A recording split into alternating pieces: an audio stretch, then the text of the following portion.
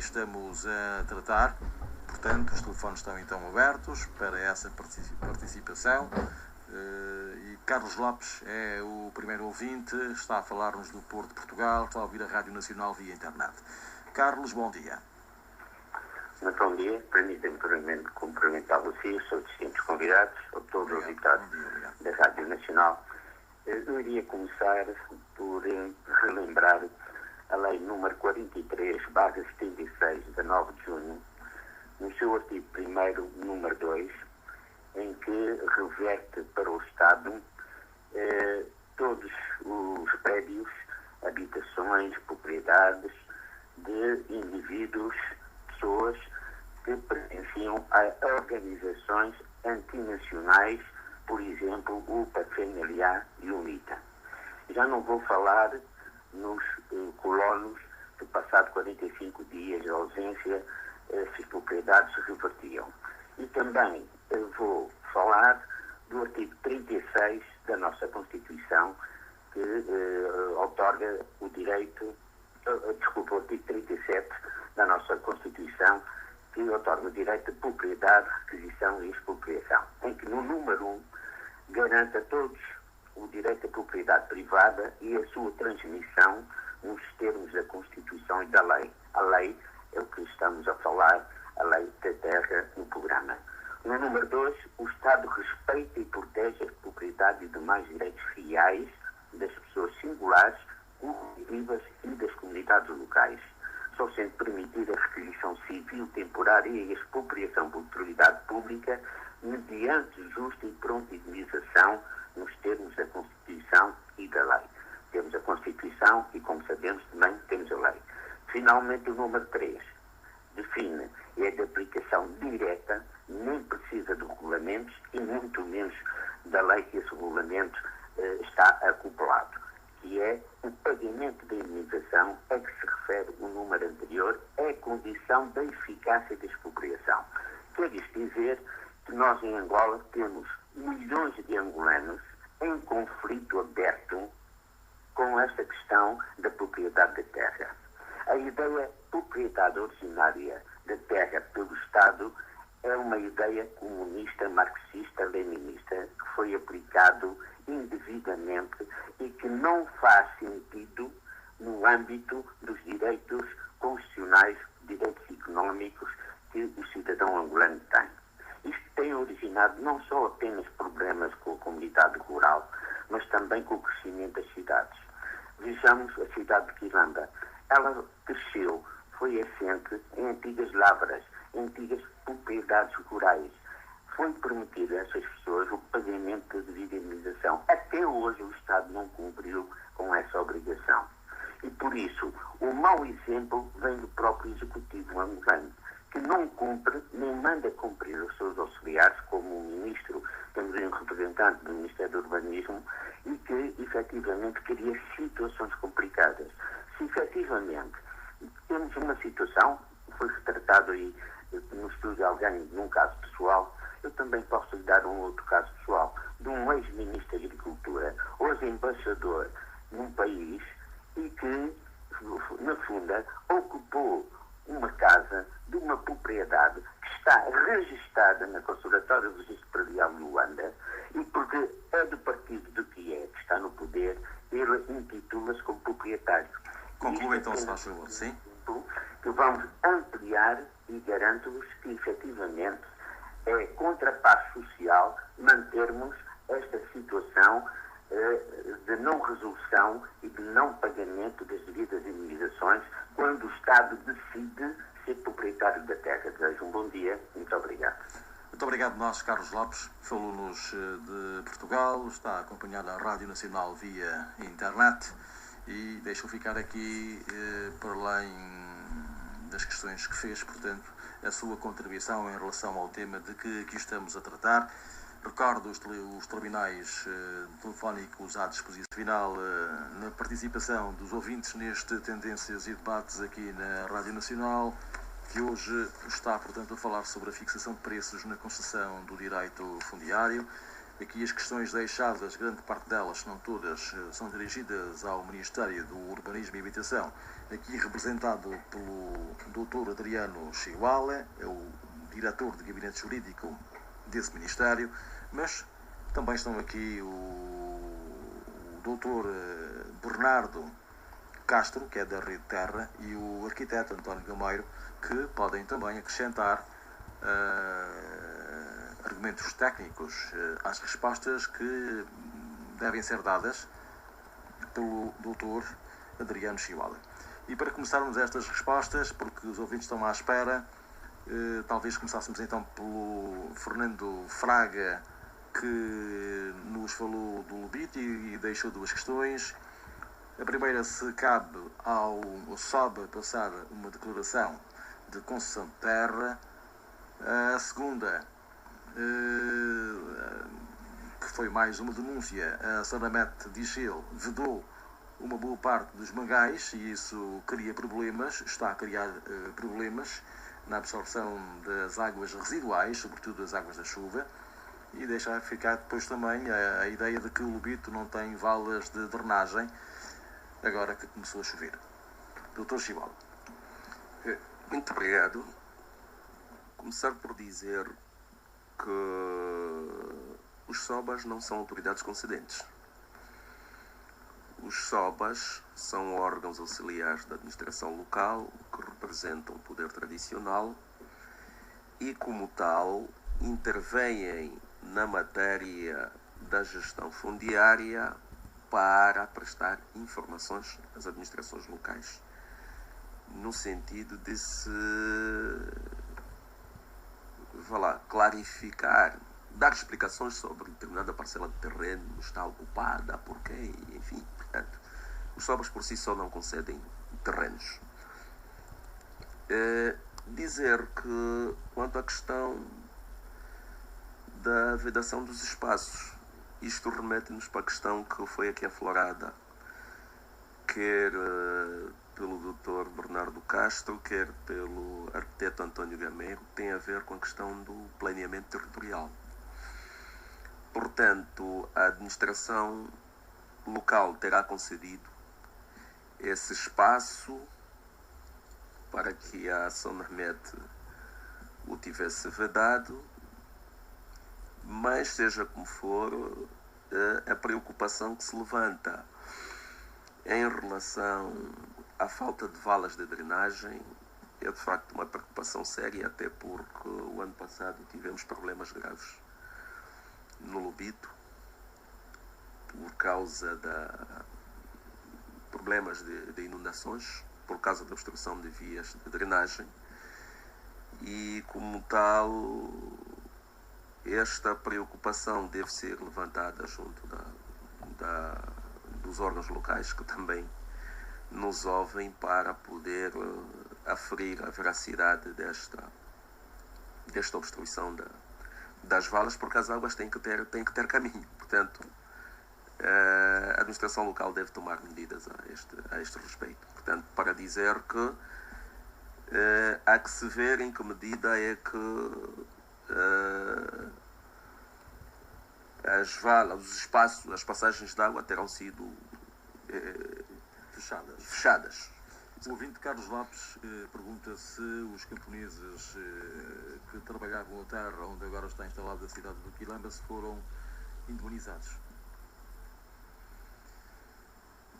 Ora bem, o ouvinte Carlos Lopes teceu aí uma série de considerações, das quais se inclui a questão do princípio da propriedade da terra pelo Estado. Não vamos tecer comentários em torno disso, pois que isto é uma opção constitucional e que acabou por ser transposta para a lei de terras. Com base neste princípio, é verdade que ali onde se implantou o Quilamba eventualmente se praticava agricultura e enfim. O que eu sei é que, não obstante as pessoas muitas vezes ocuparem terrenos sem que para tal estejam autorizados pelas autoridades.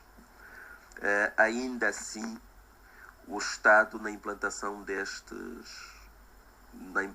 dos seus projetos, tem tido o cuidado de compensar. Não tenho o domínio sobre o processo do espaço em concreto do Quilamba, mas em linhas gerais dizer que o Estado tem tido a preocupação de compensar o Estado, aliás, de compensar os ocupantes dos terrenos lá onde se implantam projetos do Estado. E, aliás, é em certa medida este comportamento do Estado que tem feito com que populares oportunistas se vão implantar em áreas onde o Estado pretende implantar os seus projetos, incluindo as reservas fundiárias. O ouvinte Massado António pergunta quais são as formalidades para legalizar terreno e também e coloca depois uma questão pessoal. Diz que quer uma orientação em relação a isso. A sua família tem terreno e uma empresa qualquer, sem que chegasse a acordo com a sua família, ocupou essa terra, legalizou e não indemnizou as pessoas. Ora, Jorge, eu gostaria só de aproveitar esta antes de passarmos para a questão do Massado António, tecer aqui duas considerações. A primeira em relação à questão da indemnização. Só se indemniza alguém desde que ele seja titular, desde que seja possuidor de título. Porque se ele não for possuidor de título, ninguém tem nada que indemnizar a pessoa.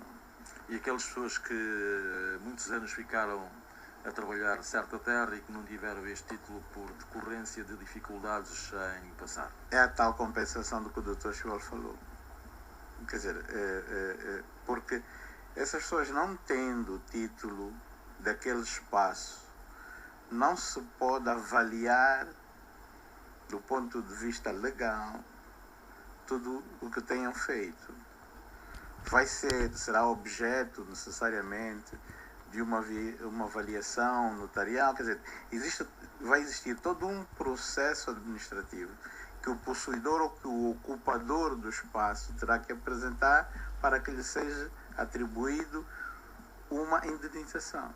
Porque se assim não for, não tem esse direito, a não ser que apresente de facto um título de ocupação do espaço. A outra questão colocada pelo Fernando Fraga é um problema de gestão do espaço urbano, que tem muito a ver com a administração. Porque se o terreno foi concedido à Sonamet, de certeza que a administração deve ter feito uma avaliação prévia. Será que o IGCA participou da concessão deste espaço? Não. Quer dizer, aqui nós iríamos colocar uma série de interrogações antes de poder dar uma opinião correta em relação a este espaço. O que é certo é que, do ponto de vista da ocupação dos espaços, muitas vezes ocupam-se áreas que não estão destinadas à habitação. Valas de drenagem, costa das montanhas. Quer dizer, existe um conjunto de espaços que não podem ser concedíveis, nem as administrações devem permitir a sua ocupação, porque senão depois causam desastres como nós temos vindo a observar. Uma outra questão dos SOBAs que se fala muito em relação às concessões, de facto não são autoridades concedentes. E ao participarem, elas informam, as autoridades locais devem informar em função dos pedidos que entram nas administrações.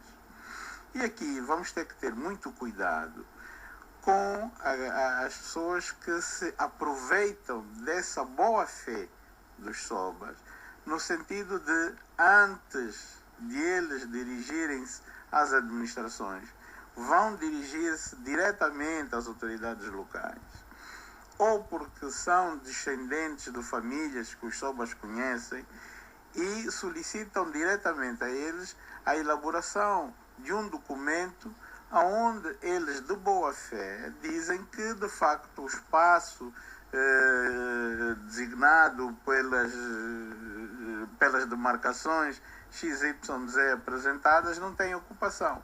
E essas pessoas, muitas vezes, com este documento, apresentam-se nas administrações, e as administrações, sobretudo as administrações locais, que não estão providas dos institutos como o IGCA ou o INOTO, facilitam essa situação dando uma opinião positiva em relação a esses pedidos. Porque só na presença do IGCA ou só com um documento do IGCA é possível fazer a concessão de espaços de terreno. Sem isso não vale a pena nós de começarmos a argumentar, seja o que for, porque não é uma situação legal. Muito bem. Doutor Adriano, estas questões deixadas ficar pelo Massado António, formalidades para legalizar terrenos, e depois esta questão, o conselho que ele está a pedir, o que é que ele tem que fazer para reverter a situação que apresentou a seu favor. Quanto à questão da formalização do processo de concessão de terreno, partimos do pressuposto de que ele está implantado, e se calhar implantado no terreno, e se calhar já lá tem uma casa, enfim, portanto ele deve partir para a administração local, que lhe vai, com um pormenor, indicar o que é necessário. Portanto, é desde logo a formulação do pedido da concessão, da formalização da concessão deste espaço. Este pedido deve ser instruído com alguns documentos, desde logo os que comprovam a maneira em como ele obteve o terreno,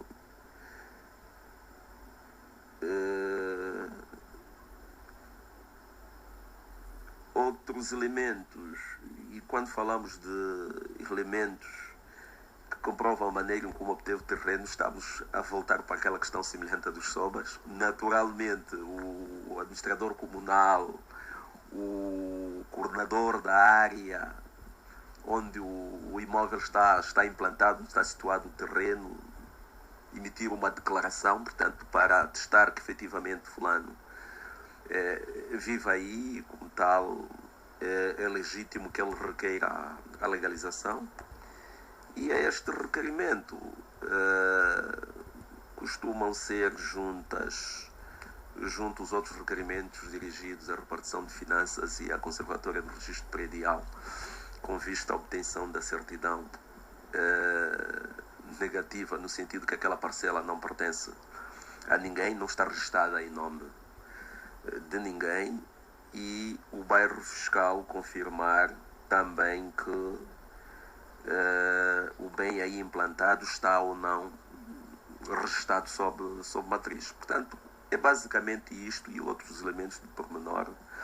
A administração fornece com base naquilo que é a informação que eles têm do território. O ouvinte Pedro Francisco. Ainda o António Massada coloca a tal questão do terreno ocupado pelos seus parentes e que acabou por ser concedido a terceiros, sem que esta empresa tivesse pago alguma indemnização.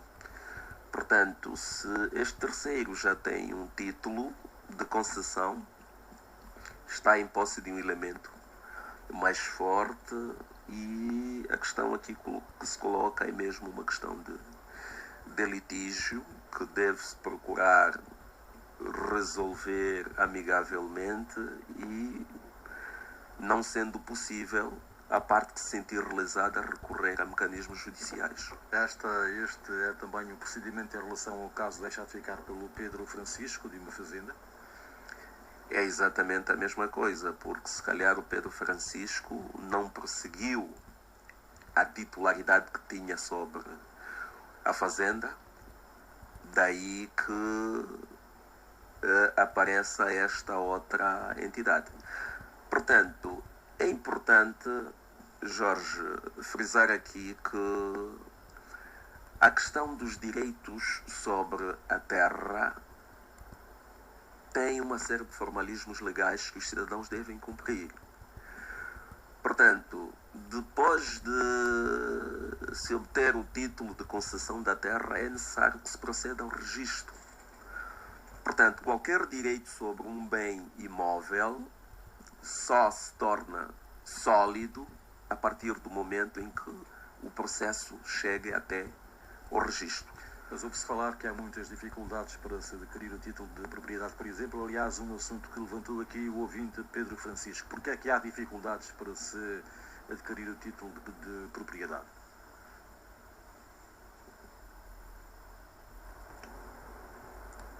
Bom, aqui o Pedro Francisco levanta a questão relacionada com a fazenda.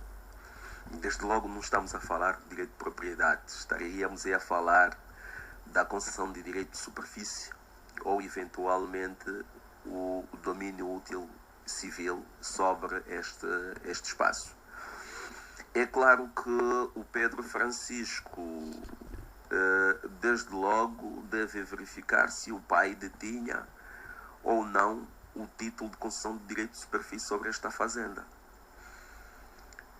Após o que seguir-se aí ao registro. Portanto, é necessário que se cumpram os passos preliminares para que efetivamente se consiga o registro. E eu acredito que se a fazenda acabou por ser concedida a um outro proprietário, é porque não existe cadastro desta mesma fazenda a nome, aliás, a favor do seu pai, daí que o processo deste proprietário subsequente, diga-se de passagem, tenha conseguido, porque naturalmente ele, ao acionar o processo, o IGCA se terá dado conta que o espaço está livre e, como tal, o processo terá ido até final. Portanto, para dizer que é importante que qualquer um dos direitos fundiários, seja ele de propriedade, direito de superfície ou qualquer que seja, é necessário que este direito seja registado. Era só para aproveitar esta situação para dizer o seguinte. Há pessoas de má fé que usam este facto como um elemento fundamental. Muitas vezes nós adquirimos um determinado espaço de terreno, é-nos dada a autorização para construir nesse espaço e nós ficamos descansados como se o espaço fosse nossa propriedade. E há pessoas que, conhecendo e esgravatando essa situação a nível das administrações ou até das conservatórias, ficam a saber que de facto aquele espaço não está registrado. E depois de 10, 20, 30 anos naquele espaço, vão-me confrontar com uma situação de que aquele espaço onde eu estou durante todo este tempo foi concedido a outra pessoa. Por quê? Porque esta segunda pessoa chegou até ao registro da propriedade. Isto é legal? Se ele chegou ao registro da propriedade, é porque esta propriedade não estava registrada em meu nome. E é legal que depois essa outra pessoa assuma a titularidade desse espaço? Sim, porque depois vai-se dar uma situação de litígio. E, portanto, só em presença de autoridades do tribunal é que essa situação vai ser resolvida. Porquê? Porque eu já estou num espaço há X tempo, construí benfeitorias nesse espaço e esse espaço legalmente foi cedido a outra pessoa que chegou até o registro predial. Está a ver? É que há N situações, deve haver milhões de situações dessas, pelo facto de nos sentirmos tranquilos só com o facto de nos ter dado uma autorização para a construção, por exemplo. Muito bem. Mesmo já para terminarmos estas respostas aos nossos ouvintes que estavam certamente à escuta e algumas delas já foram aqui respondidas, fica ainda a questão do Ventura Gabriel, que nos falou do Zango, e diz que há alguns lugares dali desta urbanização do Zango, os espaços de lazer estão a ser ocupados desordenadamente e, portanto, ele denuncia isto mesmo e está preocupado com esta situação. Dr. Adriano Chivalé. Esta situação é preocupante e remete-nos para a parte da questão colocada também pelo ouvinte José Rodrigues.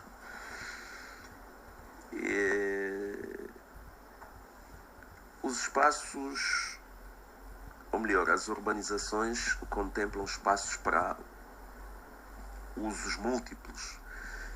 E é claro que o Zango foi concebido com espaços para a instalação de equipamentos sociais, espaços de lazer, enfim. E eu acredito que a ocupação desses espaços só pode acontecer em conluio ou em desatenção da administração local. Portanto, é uma situação preocupante e as autoridades administrativas devem, no caso a administração do Zango, deve tomar boa nota desta preocupação, porque depois é exatamente isto que torna caótica aquela urbanização, onde os espaços estavam devidamente reservados para os diversos fins que acodem às necessidades dos cidadãos. De resto, estamos de acordo com ele quando assevera a necessidade de observarmos as leis. E é claro que as leis não devam ser acatadas tão somente, observadas tão somente pelo cidadão comum, mas também por pessoas investidas de uma certa autoridade, como é o caso das autoridades das administrações locais, que devem fazer cumprir a lei nos precisos termos da gestão urbana dos espaços sob sua tutela. Até agora, estes 25 minutos das 11 horas, nós concedemos a respostas dos ouvintes que deixaram ficar questões concretas.